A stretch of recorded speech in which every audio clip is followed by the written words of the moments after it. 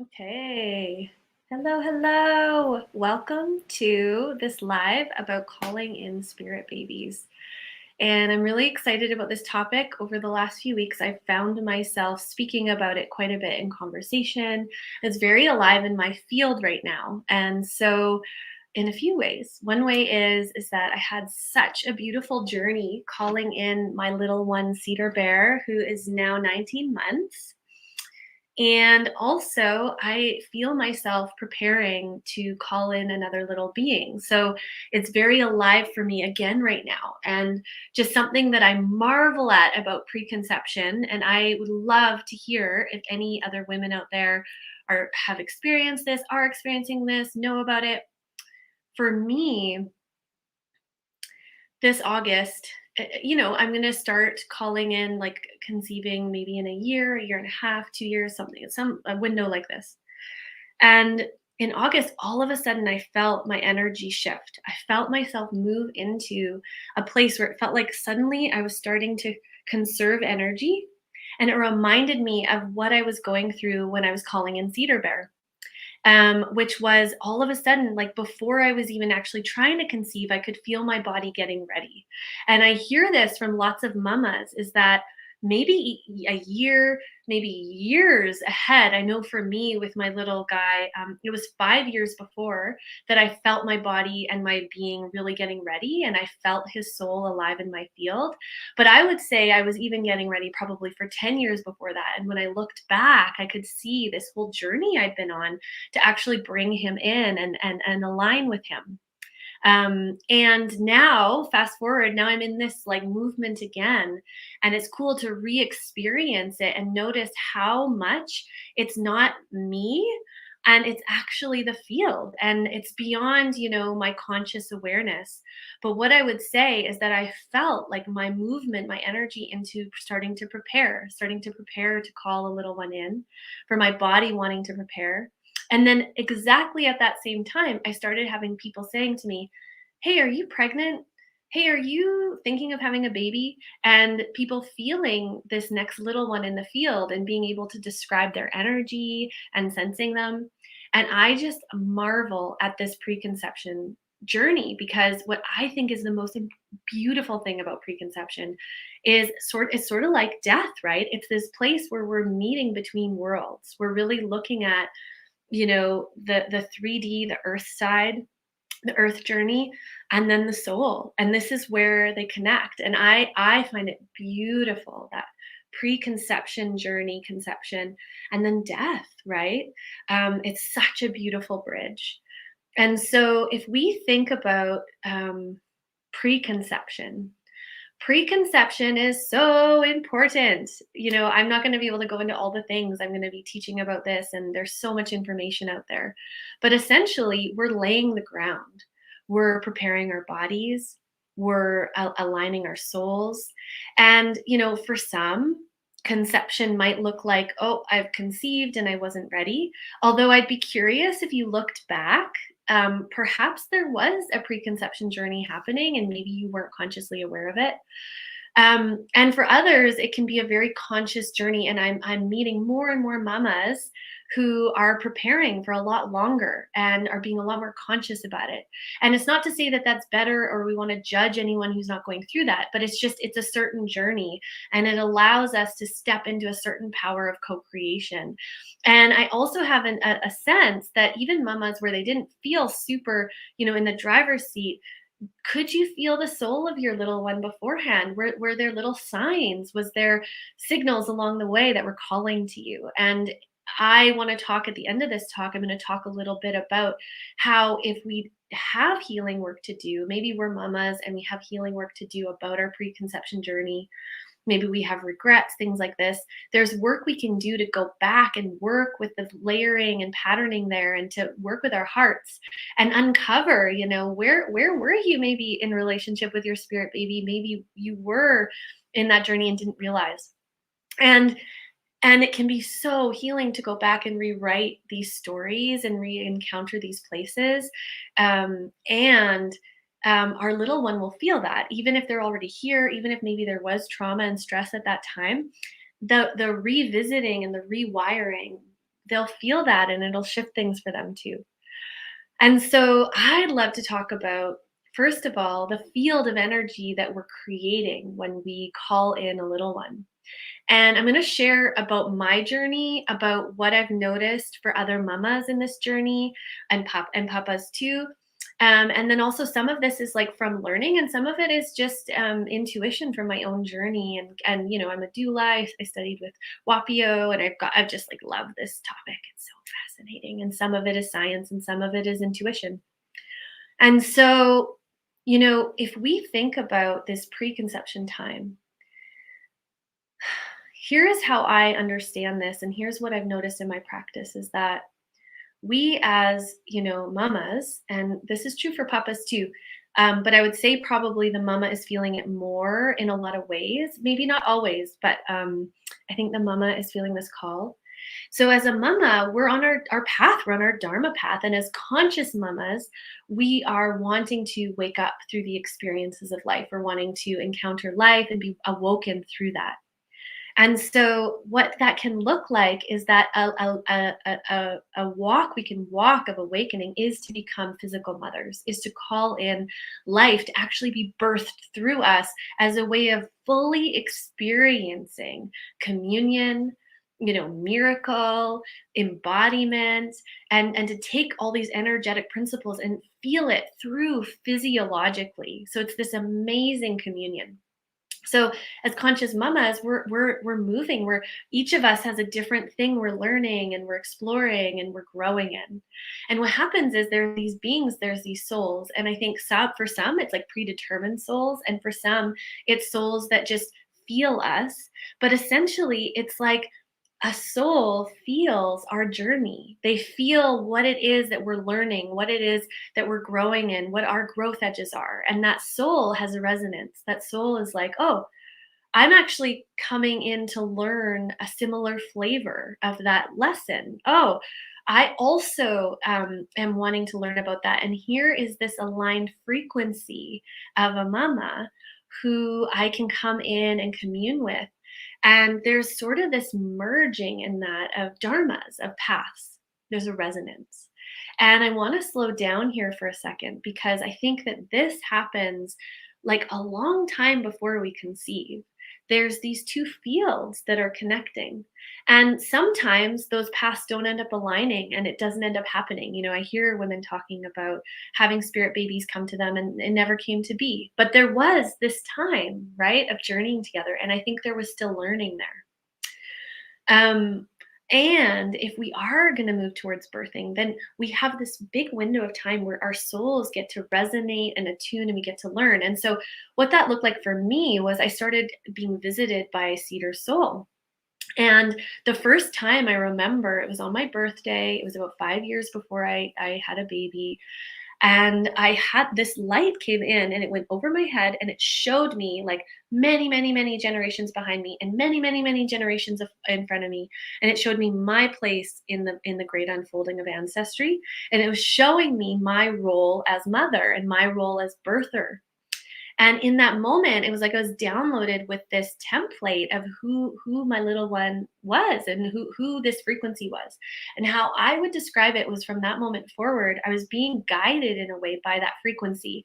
It's not that he was necessarily like the one telling me what to do, but how I would say it is his frequency was guiding me and we were co-creating.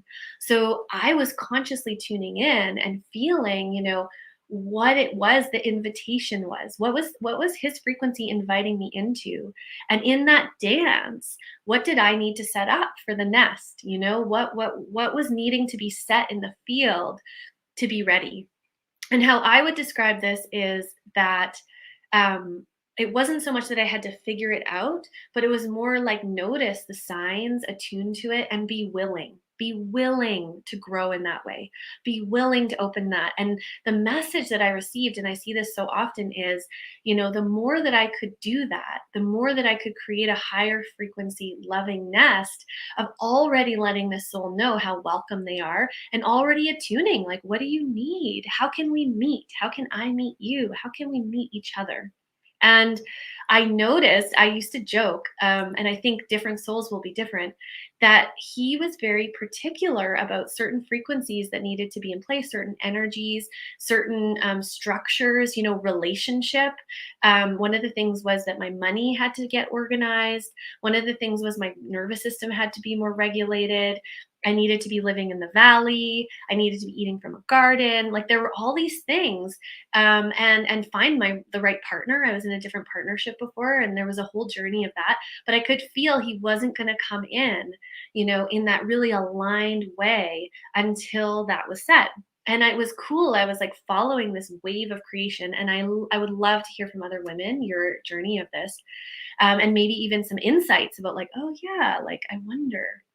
And so, and then as we get closer to conceiving, right, as we nurture our body and we consciously cultivate our nervous system and our body in the nest in an intuitive way, right, not in a I have to way, but intuitively being guided and of what's my unique flavor of this, and what's the unique flavor of my little one. Then what happens is as we get closer, I could literally feel my little guy's spirit, his soul, coming into my body and feeling my body and then leaving. So this was before I conceived. And it felt like his soul was getting to know my DNA. His soul was sort of coming in and getting accustomed to the genetics, the DNA that he was going to come into and journey with. And that was a really cool experience to be noticing this and be like, wow, of course, right. Especially if we're conscious and we're holding space for that, this is the beauty is that the soul itself gets to sort of calibrate. It gets to take its time. It gets to get to know. And then for mamas, it's like how to surrender to that process and listen, deeply through our intuition about what our role is in that and when is it time, you know? Now, I want to speak to something really important here because I think that this is why I felt so inspired to speak about this topic. Is I'm super fascinated about the two dharmas coming together. So if we have a little one and their dharma is meeting our dharma, their frequency, essentially what's happening is if we are each true to our unfolding is going to serve each other, and we don't need to change that in any way. We actually get to show up for it. So a really good example of this for me was as soon as I was pregnant with Cedar, I was there were several energies that were very strong. So around me, lots of community energy coming in, lots, like so much networking was happening with ease. And I remember being like, oh, this is part of the energy that this little one brings. Now, at the time, I was working on that. So I was learning how to lean into support more. I was learning how to let community into spaces more. I would like these were edges I'd already been working on. And then his energy came in and it just like, it like brought it. And then my work was to actually keep working the edges of learning about that. And it wasn't like I was becoming what he needed. And it wasn't like he was becoming what I needed. It was like we both needed it. This is what we were both doing. And this was the gift. Is he was bringing that energy in and I was getting to learn about it with him. And he was getting to learn about the earth side experience of that energy through me. And I could feel this part of me that was like, wow, I've been wanting to learn about that. And here's the gift. Here it is. But I have to be willing to lean into it. And something I want to, or maybe I'll share a little bit more about that before going into this other piece. So so another layer was, I had been realizing that I've been such a feminine, flowy, watery being. I'm like the goddess, like, ooh, yin is my favorite, the void, creativity and water. And the guidance was for quite a bit before getting pregnant, but especially once I got pregnant, was structure, structure, structure, structure. Now, that's true for lots of little ones, but it's interesting to discover that that is part of his energy. That is actually part of his energy. He is a very earthy being. He's like very Capricorn, and he's got a lot of this like need for structure. And I was needing to learn about that. And I remember when I held him in my hands, he felt like structure in a way that was foreign to me. He was so solid and big and like, it was a totally different energy. than I was familiar with, just how solid he was in my hands. And that's amazing because that's what my soul was needing to learn. That's what I was calling in. And so it's just been moment after moment of that, of this. And I'll give one more. Um, I always thought that when I was pregnant, I would have this experience of, really sinking in, really enjoying the yin, really just being. And it's not that I wasn't, but I was overcome with creative energy. Like, I got so much done. I accomplished things that I hadn't been able to accomplish in so long. Like, I was going for it, and I kept checking in, like, is this like override? Like, what's happening? But it was just an alive energy. It was this aspirational energy. And as I've gotten to know him, is that's his energy. He has a very aspirational energy, very forward moving. Now, I think that it's not that he's just adjusting to me or I'm adjusting to him. It's actually, again, what I was learning and what he was bringing in and wanting to learn as a soul in this life. And there's this beautiful merging, and we're dancing together. So, what I want to speak about this is I just want to clear up a few layers that I feel like can happen in this place that can get sticky or confusing for people. Is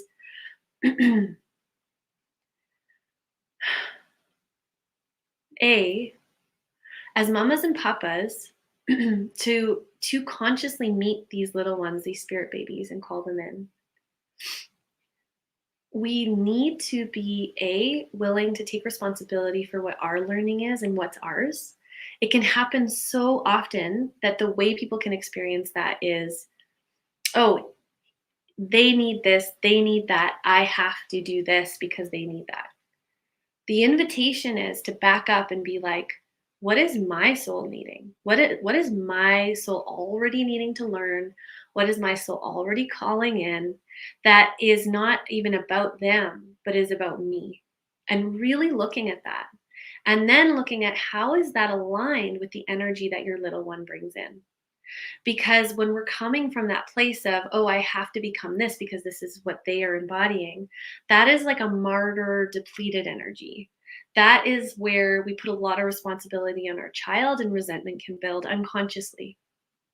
So there's something really important about owning, like, what is my soul needing to learn? Where were my blind spots that maybe I didn't even know I needed to learn? But if I really look, that art is actually part of my soul evolution.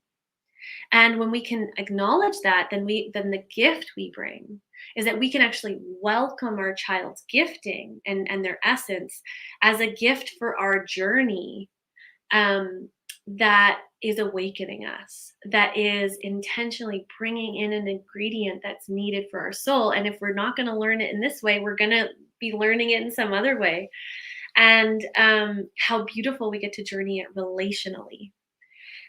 And I would argue this is always the case, but depending on where we're at in our consciousness, it could be overwhelming. Like, if we feel like our child just came in and now we're having to learn these things and we're feeling like flooded, this is where we need to get support to regulate our nervous system and to really learn about ourselves so that we can actually meet it in an empowered way and not feel tossed around by it. I think that what can happen for people is, in that resentment place, is there can be a blind spot to realizing that they're a gift for your awakening. So where we can project out that it took a lot, it cost us a lot, that it, I was wanting to do this, but now I had to do that. I mean, life doesn't really work that way. It can feel like that. And for sure, if something happened and we didn't feel willing, like, for sure, I don't want to undermine any of those things. Those are really important. Boundaries are important. All of that, all of the feelings that mamas can feel about not feeling aligned, feeling forced into something, feeling pressured, like, all of that, so important. And I would still be curious how that alignment comes in and where we can find the empowerment in that. Now, the other flip side that can happen that I just want to speak to is that, and is like a little bit of like caution that I like to speak to people about this place of the spirit babies and the culture around that. is there can be a culture in our awakening conscious world where we're like, wow, the spirit baby's going to come in and they're going to awaken me and they're going to teach me and they're going to guide me. Now, the thing is like, yes, on a level, yes, but we have to be so careful when we're in these realms, because and the way we're speaking of it and the way we're holding up, because really what these little ones are needing is they're needing you to be the mama, and they need their papa to be their papa, or their other mama to be their other mama in a grounded way. They need us. They're little vulnerable souls that are coming in, and they're like, I can't teach, like to put that on them, like, you're gonna teach me, you're gonna be the awakener, you're gonna be the one that shows me the way, can be another way that we don't take responsibility. Because ultimately they're just being themselves. They're just coming in as an essence, and they're needing us to welcome them, to ground them, to teach them about being on earth. They need us to contain things. They really need us to have them. But what can also happen sometimes is we can give them this idea, and this happens in conscious communities, and this comes up in therapy for people, is too much pressure. Like, I now have to be the savior. Now somehow I'm the savior. I'm the one that's here to teach my mom. Well, I'm a baby, and like, I don't even, like, where am I? And so really the right relation is that this baby just gets to be them. They just come in as the essence they are, they get to be them. And you as the adult, you as the mama, you're the one doing the work. You're the one that's doing the awakening. You're just doing it while relating with this beautiful essence that you get to learn from and learn with. But it's super important to be aware of that right relation, because we never want to put the pressure on our children that it's their job to teach us. So, with Cedar, I'm really mindful of this, because this is definitely an experience I had as a child in ways. Um, is the way that I will say it is like, I love learning this together. I'm so glad that we're learning this together. Thank you for your beautiful quality of this, Cedar. I just love learning about this. This is what I want to learn about too. So holding it more in that way, and definitely saying like, you're such a gift. Like, I love the energy you bring. And then getting support when there's edges and places that I don't know how to meet, because this is what I'm learning about. Yeah, that feels like a really important piece. And this is how we actually authentically welcome their gifts, is by us being willing to awaken, by us being awakened by receiving them, and then getting to delight in them discovering themselves. And this is sort of this journey, right, from first of all in the etheric energetic realms, all the way till when we have them in our belly. Our roles as mamas and as papas is we're actually grounding the spirit into the body. So it's also really important to understand at that point, yes, we want to get curious about who is the soul, and like, where are they coming from, and what past life, and what's their gifts. But also, almost even more important, is to ground, to orient them to the earth. This is what the part that they're on in the journey is, to come in and down, and they're learning about matter. And so, how can we support their spirits to land and to learn about earth? And for us to let ourselves be taught by their energy what it is that their particular essence needs in order to land more, in order to feel held. And there will be some qualities that are always the same, and some qualities that are always different. So, what I think is beautiful about this journey is it's intuitive, it's natural, it's alive in the field. It's something that we know in ourselves, that we know. And for so many people, A, they didn't feel like they got to go on that journey, themselves when they called in little ones, or B, they have their own wounding from their conception time. So here's the thing: is our conception time deeply impacts us. How that initial time and the consciousness of the container that we came into was held affects us. And so the cool thing is we can actually go back and tend to these layers. So if we start to go into the nervous system, go into our spirit and start to unwind and unravel the holding or the confusion or the fight or flight or the chaos. It's often there can be chaos energy if it's not as conscious. It's like wires crossed and like, did I land and where am I? Like these kinds of things. Um, we can slow down and hold space, first of all, for the physiology to unwind, and second of all, for our soul to actually reorient to this life and to who we are and to our relationship with our mother and our father. And we can do this through meditation, through somatics, through ceremony, through conscious intention. I know someone that would go in the bathtub and just being in the water would start to remember that time in the womb and that conception time. And some of my favorite work is going into these realms and then bringing in a new felt sense, new information, because we can go in and start to bring the conscious awareness and holding to ourselves.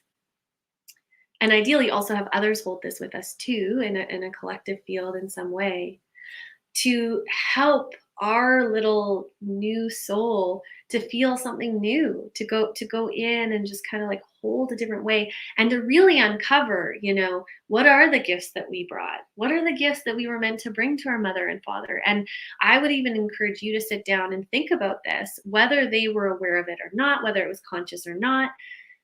When you really tune in a deep way, what are the gifts that your soul brought?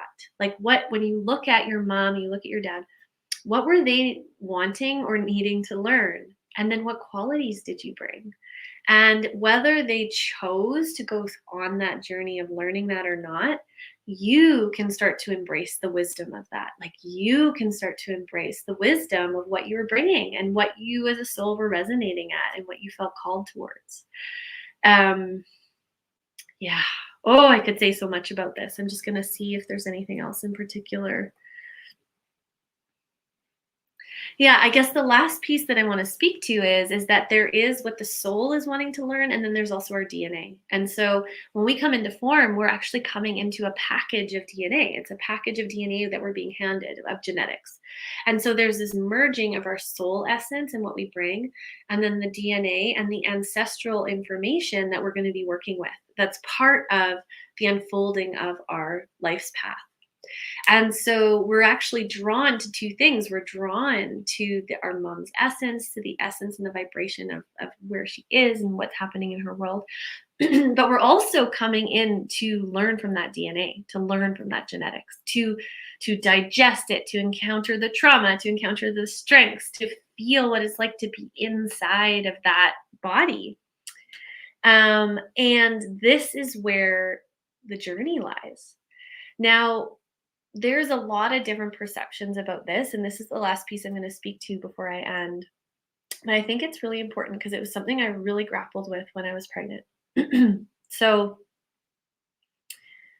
there is this way where we can say, well, everything that happens, on our journey, like all the things that are aligned were meant to happen, it all serves. But then when I was confused in the preconception journey is like, well, then why be more conscious in the preconception journey? Like if everything aligns and everything happens and everything, then, and just if I just have a baby whenever, that it'll all be right. Why put so much intention? Because there was a place where I had to put intention, right? Like my physiology was ready to have a baby a lot before my consciousness like decided it was time. Like my body was like, let's have a baby, and I had to consciously choose not to have a baby till I felt the alignment. And so in that, it's like, okay, well, why? And how I came to understand this through some of the reading that I did and through encountering working with other people in my own journey is that when these spirit babies align with us and they feel us and they want to come in, it's a possibility in the field, right? And what they're doing is they're aligning to a spectrum of our frequency and a spectrum of our wellness. So it makes me think about when we come into relationship, right? And we feel the possibility. It's like, oh, I feel the possibility in you. I feel the trajectory of your dharma. I feel the potential here. And this is what these spirit babies are feeling. Now, we as parents, where our choice point and our free will is how we're going to cultivate and work with that possibility. So maybe that is the possibility in the field. Maybe there is this soul alignment. Maybe there is this energetic alignment, but I don't choose to, consciously set up the nest, maybe. Or, I decide, no, I don't want to sort that out. Or, you know what, I just want to get pregnant right now. This is good, Or, you know what, I don't want to deal with that trauma that's in the back there, which you can choose. And there's nothing wrong with that. But what I would say is that this is where we as parents and our free will impacts the unfolding of our child's life. So, do I have a certain energy and genetic makeup and blueprint for this next little one that I'm calling in for them to learn certain lessons? Yes. And it's my choice point to decide, how much do I want to cultivate my frequency and the field and my well-being and my health, so that when they come in, it's clearer for them to learn that.